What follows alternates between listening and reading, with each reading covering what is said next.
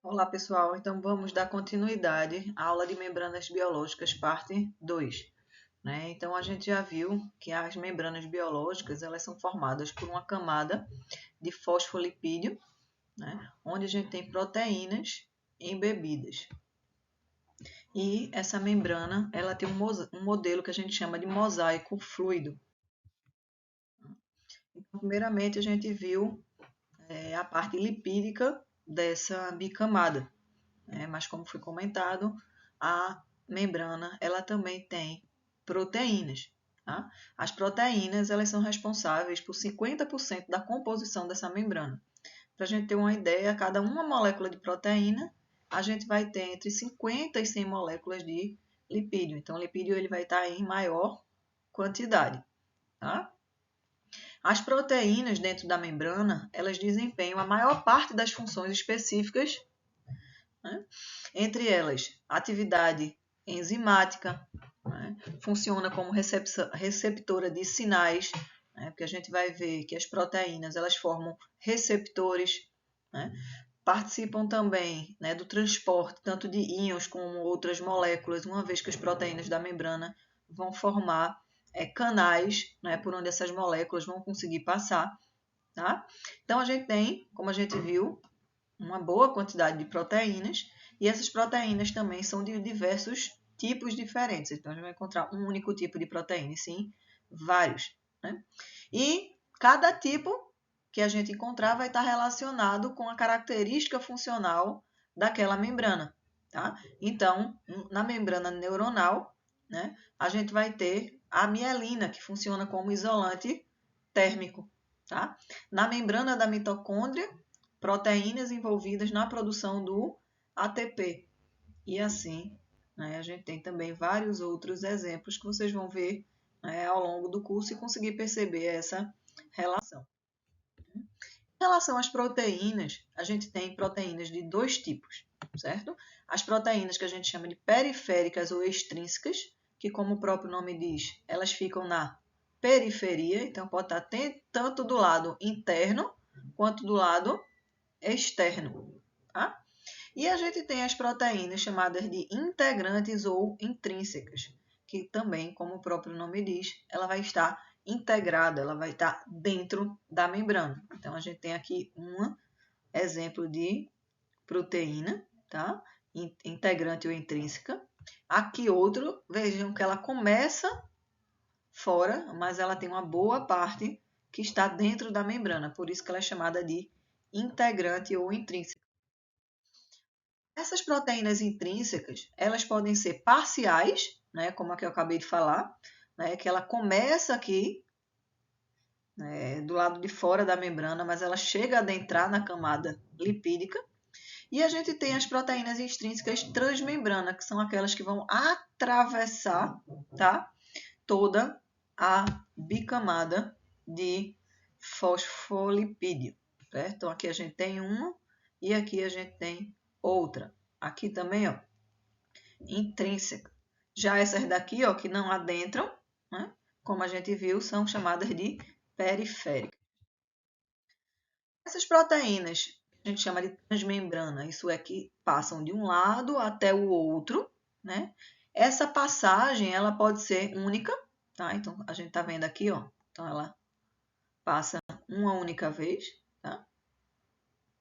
Certo?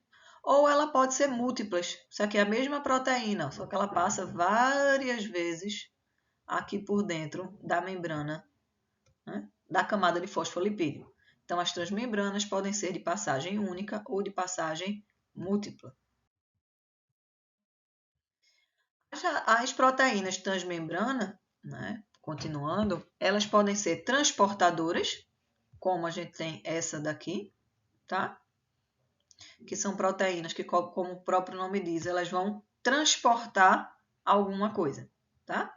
E algumas proteínas, elas possuem esse arranjo aqui, que dá um arranjo de um canal, tá? Então, isso aqui é um tubo, forma como se fosse um tubo, igual um canudo. Então, se eu pegar um canudo, a gente não tem aquele espaço vazio dentro, então elas se organizam formando canais. Tá?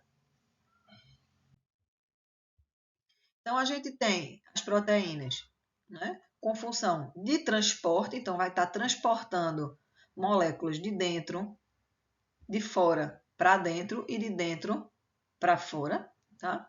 A gente tem algumas proteínas, que são proteínas que têm uma função de ancoragem, tá? Então, elas estão aqui, ó, dispostas, tá?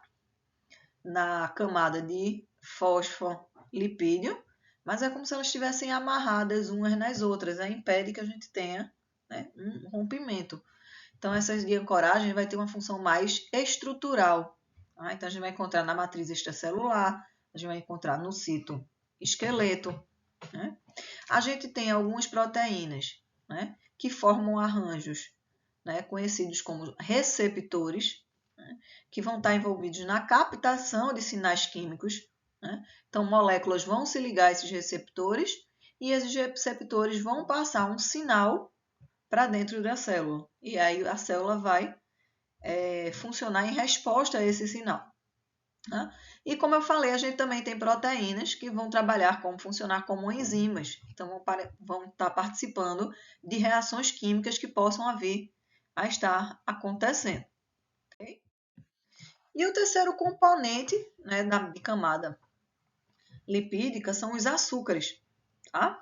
Já esse componente ele está em menor quantidade do que os demais. Tá? Então, a gente já viu aqui a bicamada de lipídio, as proteínas, e aqui, não sei se vocês estão vendo, né, moléculas de açúcar. Tá? Então, moléculas de carboidrato. Tá? E elas são encontradas apenas na fase que está voltada para o ambiente extracelular. A gente não vai encontrar para a face voltada no ambiente intracelular, tá? E esses açúcares, eles podem estar ligados a lipídios ou a proteínas. Tá? Quando estão ligados, né, a lipídios, a gente chama de glicolipídio, tá? Então, aqui a gente tem um glicolipídio. Então, aqui o açúcarzinho ligado no lipídio. E a gente tem, quando o açúcar está ligado a proteínas, como a gente vê aqui, né, a gente tem as chamadas glicoproteínas. E isso forma uma estrutura de proteção no lado externo da membrana, okay? Que a gente chama de glicocálice. Tá? Então, aqui, ó, o núcleo, o citoplasma, e aqui a membrana plasmática, né? E esses cabelinhos que a gente está vendo, né? Aqui, tá? São o açúcar formando o glicocálice, que tem a função de proteger a célula contra agressões, tem uma função também de lubrificação celular, tá? Ele está envolvido em reconhecimento célula-célula, e é onde se ligam os vírus e toxinas que depois vão, né, os vírus vão se ligar, né, e depois vão entrar no nosso organismo para tentar uma infecção. E o glicocálice também tem uma função de adesão celular. Tá? Além disso, o glicocálice ele tem função de alterar a superfície de células cancerígenas, né? E aí a célula cancerígena, dependendo dos açúcares, né, ela ganha uma vantagem contra o nosso sistema imunológico. Né? Pode ter também propriedades enzimáticas, né? E é quem vai dar especificidade ao nosso sistema sanguíneo. Tá? Vai depender do tipo de açúcar que vai estar ligado. Então, tipos sanguíneos diferentes, se vocês observarem, tem tipos de açúcares diferentes. E a membrana plasmática ela tem algumas propriedades. Né? A primeira propriedade é a assimetria. Tá? A gente vai ver um slide mais para frente, onde a gente vai conseguir entender esse conceito melhor. Né? Mas a gente diz que nunca é uma coisa assimétrica, é uma coisa que tem distinção. Tá? Então, a gente vai ver que o lado interno e externo não vai ter a mesma composição. Tá? Principalmente composição lipídica. Tá? Fluidez, tá? Porque os lipídios eles são moléculas maleáveis. Tá? Os fosfolipídios, né? A gente sabe que a gente tem outro tipo de lipídio que é o colesterol, que dá uma certa rigidez às membranas. capacidade de fusão, tá? E também o que a gente chama de permeabilidade seletiva. Então, a membrana, de certa forma, ela vai determinar ou ela vai, como é que eu posso dizer? Ela vai, dependendo da sua composição, né? Algumas coisas vão conseguir entrar mais facilmente e outras não. Então, quanto à assimetria, tá? Então eu vou ter composição entre as duas faces. Aqui é a face voltada para o meio extracelular e aqui é a face voltada para o citoplasma. Isso é para dentro da célula, tá? Então, os tipos de lipídios que a gente encontra não são os mesmos. Como a gente viu, temos vários tipos de lipídio. Por isso que a gente diz que a bicamada ela é assimétrica. Fluidez. Tá? Então, a bicamada lipídica é um fluido que a gente diz que é bidimensional. Tá? E essa fluidez ele é crucial para a função da membrana. Então, vão ter membranas mais fluidas, outras menos. Isso vai depender da sua composição. Tá? Então, a gente tem alguns fatores que vão estar interferindo nessa fluidez. Tá? A temperatura, né? Quanto mais frio, mais rígido, e com um pouco mais quente, vai ficar menos rígida. Né? Presença de moléculas interpostas, que algumas moléculas podem se ligar. Então, por exemplo, colesterol, que é uma gordura mais firme, então vai dar uma menor fluidez, desculpa. Então, quanto mais colesterol, menos fluido, e quanto menos, né? E a dieta alimentar, porque vai estar influenciando diretamente nos lipídios que vão estar disponíveis para formar a membrana. Tá? E a presença ou não de insaturações, que é quando, né, essa partezinha apolar aqui se liga ou não umas às outras. Quando tem insaturação, vai ficar mais rígida. Quando não tem, fica menos.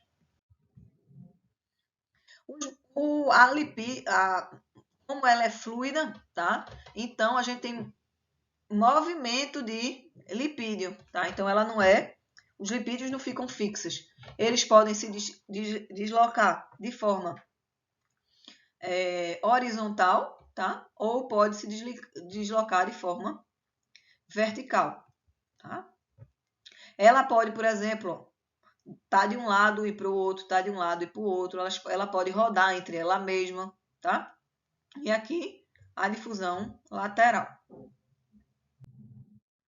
E, como eu falei também, tem a capacidade de fusão, tá? Então, se eu tenho uma organela ou eu tenho uma estrutura, como por exemplo, o que eu chamo de lipossomo, que é uma partícula formada de fosfolipídio, como tem a mesma composição, então essa